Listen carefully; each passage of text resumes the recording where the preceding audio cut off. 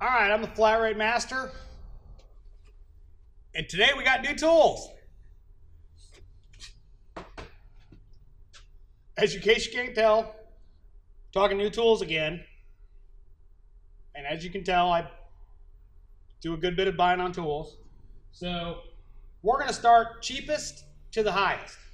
All right, first one, you BMW guys know exactly what this is. This is a tow hook for a BMW. They have two different threads.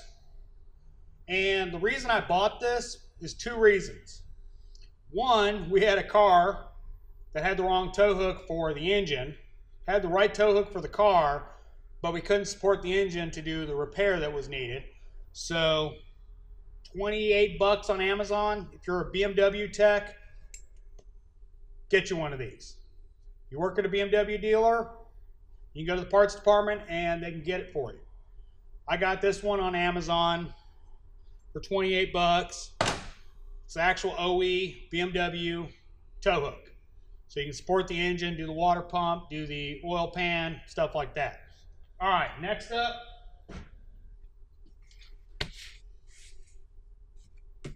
oil caddy. Again, Amazon. It was $21.95, I think. 8-quart capacity. The reason I bought this is personal efficiency. The shop, we don't have oil reels. We only have gravity feed or barrels that we pump. And lately, the shop's caddies are never over by the oil. So I wind up having to go search the shop for one. And most cars nowadays are more than 5 quarts. So ours are 5 quarts, so you have to go either grab both or go back and get more. So I went ahead and got this just for the sake of I don't have to walk around the shop to go find them. Cheap investment. All right, next one. And I don't have a part number. This is off the Matco truck. It is a locking hose clamp tool. And all right on hose clamps, it locks so you can, compress it down. Goes basically closed.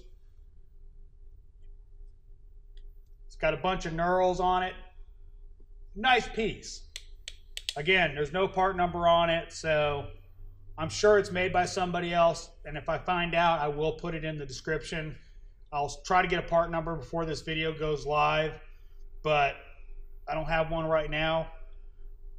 One thing though, if you guys are Toyota or Lexus techs or work on a bunch of them, you know that little clip that retains the bearing for the CV axle? This thing is a lifesaver. Because of these teeth, it locks in there and stays straight. So all you got to do is lock it in, go into the groove, release it, and you're done. No more fiddling with channel locks, no more trying to get it to line up, no more trying to pop it in. Quick and easy. Literally 10 seconds and it was done. And I'm sure most of you guys have done those where it took way longer than that. All right, next one. It's kind of interesting.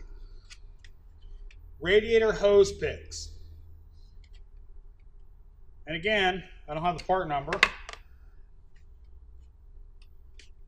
because there's no part numbers on the tools. Good idea, SnapOn. The thing about these hose picks is they're not sharp. They're a flat bladed, like a screwdriver. Basically, they've got a rounded off screwdriver tip on them. So you can get under the radiator hose and you don't have to worry about poking a hole in the radiator hose. I thought was a wicked smart idea. So I went ahead and got these. I don't remember what I paid for them, but they weren't super expensive. But, oh, hey. I got a part number. The long one is SGA 1713B for the long one, and the short one is SGA 1714B for the short one. I've only used them once, and honestly, it wasn't for a radiator. I popped a firewall plug for the electrical connectors out of a firewall accidentally, sticking my hand behind it, wound up levering it out. This one worked really well at popping that grommet back into the firewall, because it's one of those that the only way to get to it on the other side is to take the dash out. So worked really well for that. So I'm happy with my purchase so far, and I'm looking forward to pulling radiator hoses off with them. Now the last one is a SnapOn Borescope. Now I have looked at every Borescope on the market. I've tried a lot of them. The video quality is or the light is horrible, or video quality is horrible, light's horrible. A lot of guys will go for the cheap ones, thinking they've got something good because it was cheap, but the quality is horrible. I mean, it's just not that good. I kept putting off buying one simply because I couldn't find one that I thought was capable enough for what I needed. And I kept going back to this one. I did not do the high dollar, Bluetooth, expensive one that has tons of problems for connectivity. I went with the standard Borescope. Now, James has this version, and I've used it, and I've been very happy with it, hence I bought it.